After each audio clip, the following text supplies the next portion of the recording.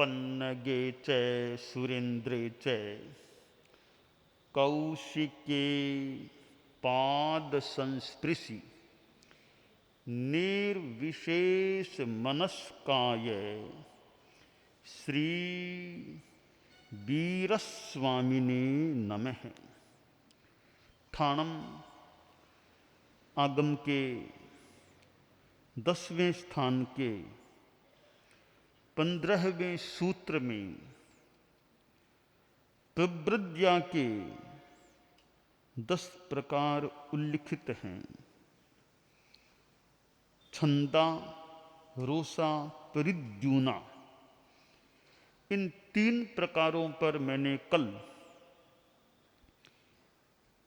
वक्तव्य दिया था। चौथा प्रकार है प्रवृत्तिया का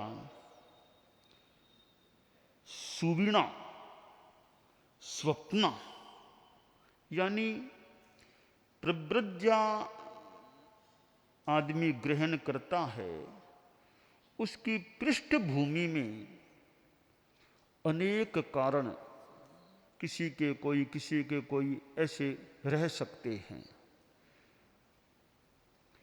क्योंकि प्रवृत्तिया एक ऐसा कार्य है, वह यकायक हो जाए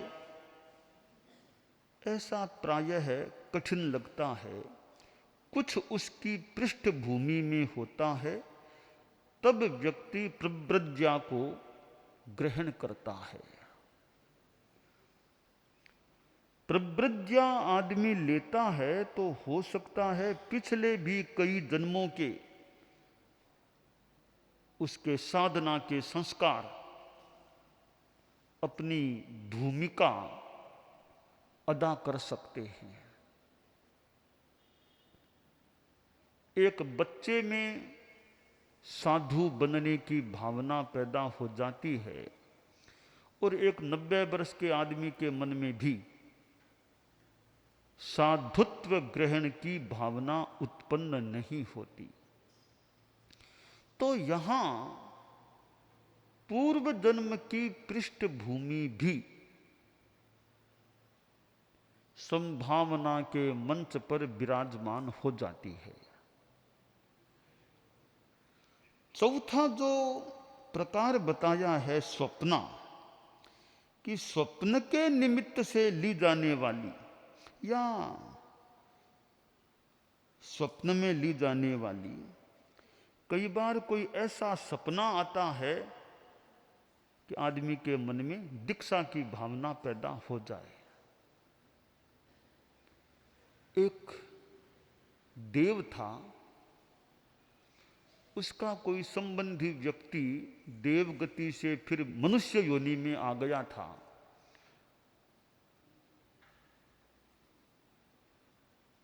तो देव ने सोचा कि मनुष्य देवगति से आ गया, पहले से मनुष्य ही था, वो एक मनुष्य देवगति में चला गया था। तो देव ने सोचा वो तो मेरा संबंधित व्यक्ति है, उसकी आत्मा का कल्याण कैसे हो, उसमें वैराग्य भाव कैसे जागे, उसमें त्याग संयम की चेतना कैसे जागे, यह मैं कोई प्रयास करूं, उसकी आत्मा का कल्याण हो। देखिए, कोई मित्र होते हैं, हालांकि व्यवहार की बात है, मित्रता एक स्तर की बात हो सकती है, एक भूमिका में मित्र की बात हो सकती है। तो मित्र है, मान लो कोई मित्र है भी, कोई मित्र बनाना जरूरी नहीं भी हो, कोई बनाता भी है कोई मित्र, तो आखिर मित्र बनाया तो मित्र से लाभ क्या मिले, या मित्र को तुमसे क्या लाभ मिले।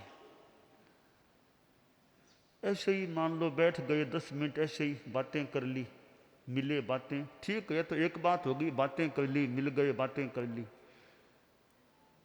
बात बात में कोई बोध देने का प्रयास होता है क्या, बात बात में बोध, तब तो मित्रता भी कुछ कल्याण सहायिका बन जाए।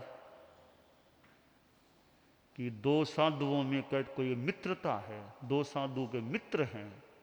जो तो संघ के सभी साधु संघ के ही हैं, फिर भी दो में विशेष मित्रता है।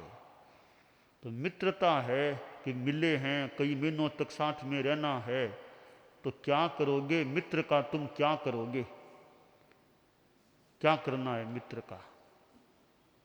तो थोड़ी बातें कर लेते हैं, थोड़ी देर बैठेंगे, पास बात कर लेंगे, ठीक है, बात करना भी एक बात है, एक चीज है बात, और क्या करोगे तुम। तो मित्र से कोई ज्ञान लो या ज्ञान दो उसको, कोई तात्विक, उस तुम्हारे उस मित्र के पास जो कुछ है अर्हता, वो तुम लेने का प्रयास करो, तुम्हारे पास है वो तुम देने का प्रयास कर सकते हो। तुमसे बड़े हैं, थोड़ी जानकार हैं, उनसे ज्ञान लेने का प्रयास कर, और साथ में बैठ चितालना कर लिया करो, साथ में बैठ के, मित्र हैं तुम्हारे तो आधा घंटा चितालना कर लो, 10वें आलियम चिताल लो, और कोई शांत सुधा याद हो तो वो चिताल लो, और कुछ चिताल लो, चितालना साथ में कर लो। तो मित्रता को इस रूप में काम में ले लो। तो मित्र बनाते भी हो तो फिर कोई आध्यात्मिक लाभ भी आवंटित करने का, शेयर करने का प्रयास करो।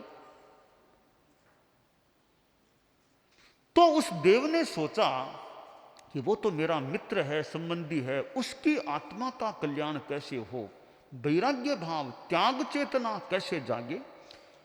देव ने स्वप्न में कुछ उसको दिखाई दे ऐसा प्रयास किया।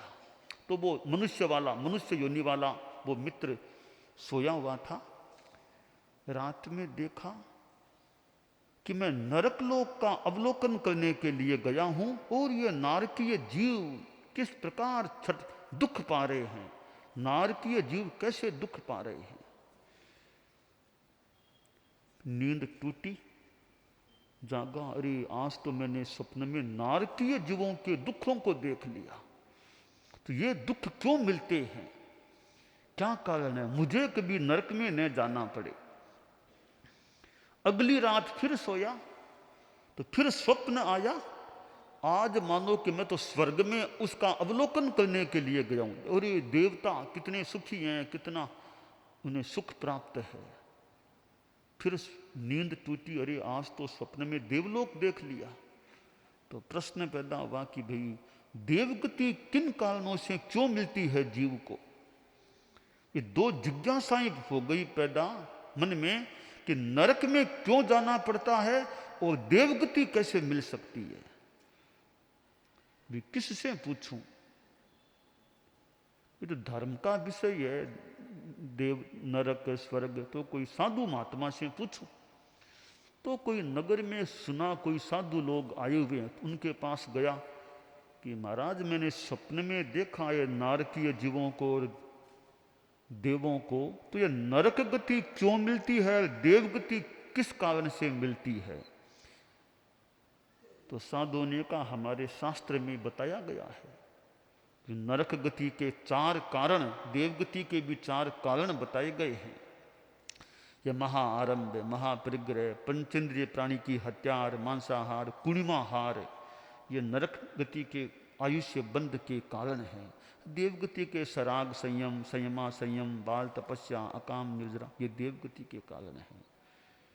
अच्छा संयमा संयम, संयम इनसे देख के बहुत ज्यादा अच्छा कौन सा, कि सबसे ज्यादा अच्छा है संयम लेना। तो देवगति के 4 कारण हैं सराग संयम, संयमा संयम, इन सब में बढ़िया है वो सराग संयम है। कोई प्रश्न कर ले कि बीतराग संयम क्यों नहीं लिखा यहां।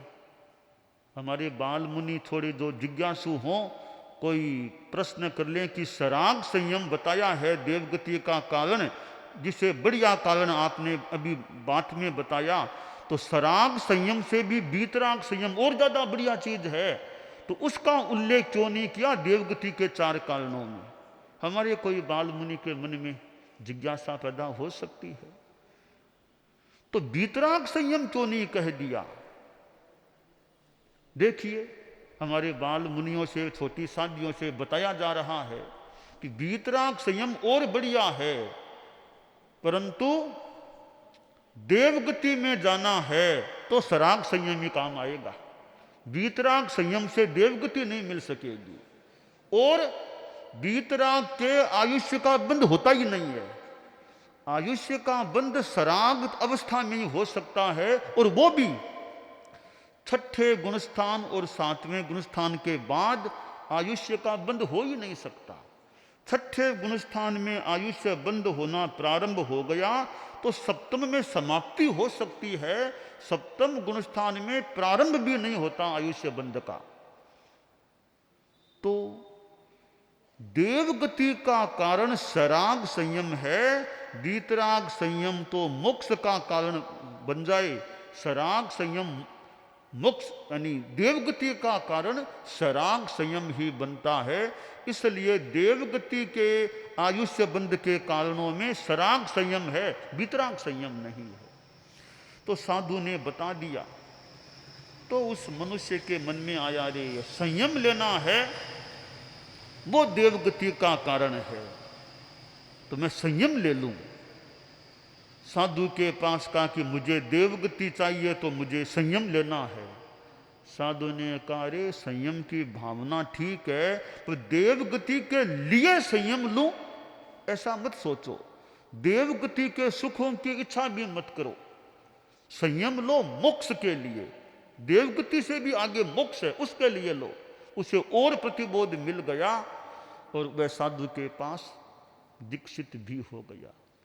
तो यह दीक्षा क्यों हुई, प्रव्रज्या क्यों हुई? स्वप्न में प्रतिबोध मिल गया और फिर उसने दीक्षा भी ले ली। पांचवा प्रकार है प्रव्रज्या का प्रतिश्रुता। पहले की हुई प्रतिज्ञा के कारण ली जाने वाली दीक्षा। प्रतिज्ञा कर ले, धन्ना शालीभद्र की बात। धन्यक और शालीभद्र बहनोई साला। धन्यक को जानकारी मिली कि शालीभद्र अब दीक्षा के लिए तैयारी कर रहा है। एक एक को छोड़ते जा रहा है, एक को छोड़ते जा रहा है। तो धन्यक ने कहा, रे मेरा साला तो कमजोर आदमी है, सत्वहीन आदमी है। दीक्षा ही लेना तो एक एक क्या एक साथ छोड़ो, साधु बन जाओ। एक एक क्यों छोड़ता है? सत्वहीनता की बात है। तो धन्यक से कहा गया, कहना सरल है, करना कठिन है। इतना ही है तो आप तैयार हो जाओ दीक्षा के लिए। ऐसी क्या बात है? अभी प्रतिज्ञा करता हूं, मैं यथाशीघ्र दीक्षा ले लूंगा।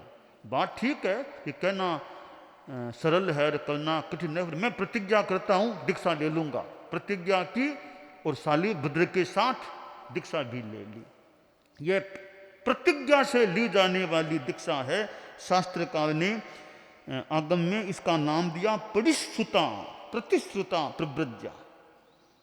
छठा प्रकार बताया है जन्मांतरों की स्मृति, नाम है सारणिया, स्मारणिका।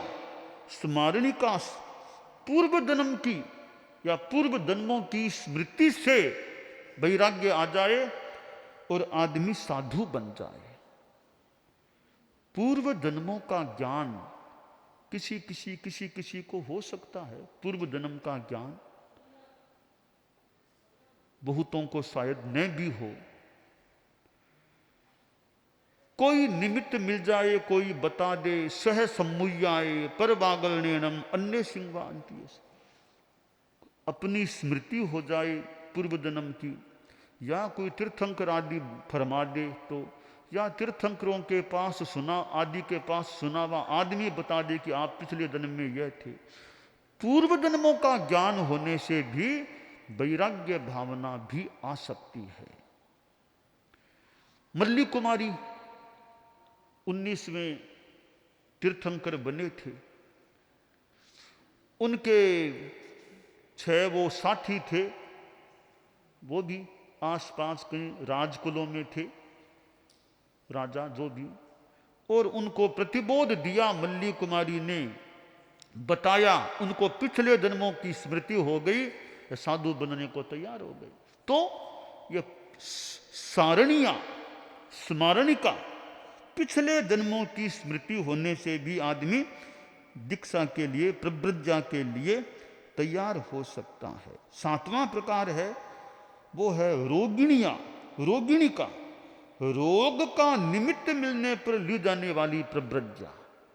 बीमारी का निमित्त बन जाए, दीक्षा लेने के लिए वैराग्य हो जाए। चक्रवर्ती सनत कुमार की बात को याद कर ले, जान ले। इतना सुंदर देवलोक में प्रशंसा, कितना सौंदर्य है। दो देव आ गए ब्राह्मण का कोई रूप बना करके, जैसे तैसे सम्राट के पास पहुंचे। आप कैसे आए? हमने आपके रूप सौंदर्य के बारे में प्रशंसा सुनी थी, आपको देखने आ गए हैं। थोड़ा वो रूप का भी कुछ अहंकार भी आदमी को आ जाए, आ सकता है। अच्छा, ओहो कितना सुंदर रूप है, कितना अरे क्या अभी क्या देखा है तुम, अभी क्या देखा आपने?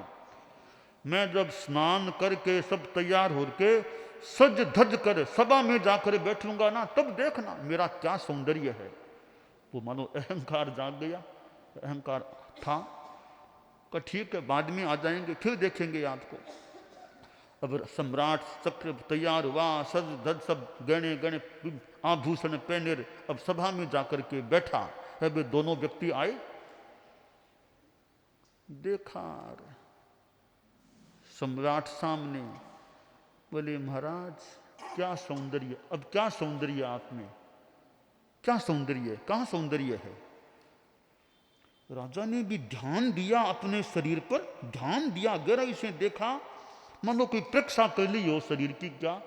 अरे मेरे यौवन में तो अब तेजोहीनता आ गई है, मेरे यौवन में तेजोहीनता आ गई है। और कभी कितनी बीमारियां शरीर में थूक के देखो, कितनी बीमारियां किलबिला रहे हैं, कीटाणु जीव, जो भी प्रसंग ऐसे अनेक कथानक ऐसे मिलते हैं। ऐसी बात भी आती है कि भी रोग हो गए हैं, अरे नश्वर शरीर है। वो रोग की बात आई, इधर असुंदरता की भी बात, और राजा सम्राट के मन में वैराग्य भाव जाग गया, दीक्षित हो गया। तो रोग के कारण से भी आदमी के मन में वैराग्य भाव आ सकता है, प्रव्रज्या ग्रहण कर सकता है। तो कोई अनादर कर दे, आठवां प्रकार है अनादृता। कोई तिरस्कार हो जाए, अनादर हो जाए, तो भी आदमी के मन में दीक्षित होने की भावना जाग सकती है। और देव सन्नति, जैसे पहले स्वप्न की बात आई, बिना स्वप्न के भी कोई देवता आ जाए, देवता प्रेरणा दे दे कि आप कहाँ संसार में हो, साधु बनिए, साधु बनिए। देवता से प्रेरणा मिल जाए, प्रतिबद्धता मिल जाए, तो भी दीक्षा ली जा सकती है। तो अंतिम 10वां कारण है वत्सानुबंधिया, वत्सानुबंधिका। अपने बेटे को दीक्षा लेते हुए देख करके भी दीक्षा लेने की भावना पैदा हो सकती है कि बेटा ले रहा है, मां सोचे मैं भी बेटे के साथ में बन जाऊं, साधु बन जाऊं, साध्वी बन जाऊं। हमारे धर्म संघ में भी ऐसे हैं, बेटार बाप रे बेटीर मार, माँ बाप रे संतान, ऐसे कई दीक्षित हो गए हैं।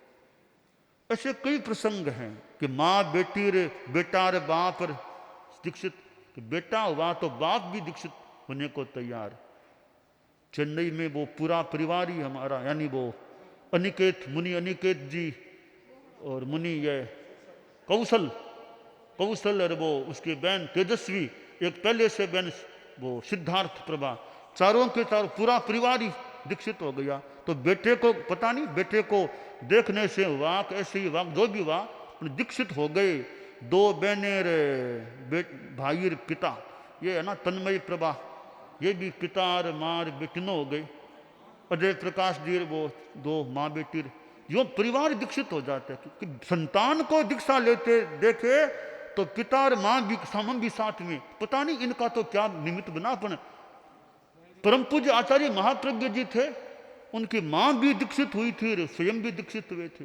ऐसे कितने हमारे आचार्यों में गुरुदेव तुलसी दीक्षित हुए, बाद में माँ भी दीक्षित हो गई। परम पूज्य कालूगणी के स्वयं भी दीक्षित, माँ भी दीक्षित। ऐसे माँ बेटों के भी हमारे संग में अनेक उदाहरण हैं, संतान माता पिता के भी उदाहरण हैं। तो ये लिखा है बत्सानुबंधिया, बत्सानुबंधिका, वत्स के साथ अनुबंध होने से या वत्स को, संतान को दीक्षा, उसकी दीक्षा की भावना देख करके माता पिता के मन में भी दीक्षा की भावना आ जाए। तो ये ठाणंग में 10 प्रकार प्रव्रज्या के बताए गए हैं। तो ये एक यानी प्रव्रज्या की पृष्ठभूमि में क्या क्या एक निमित्त बन सकते हैं, इनका एक मानो चित्रण इस सूत्र में किया गया है।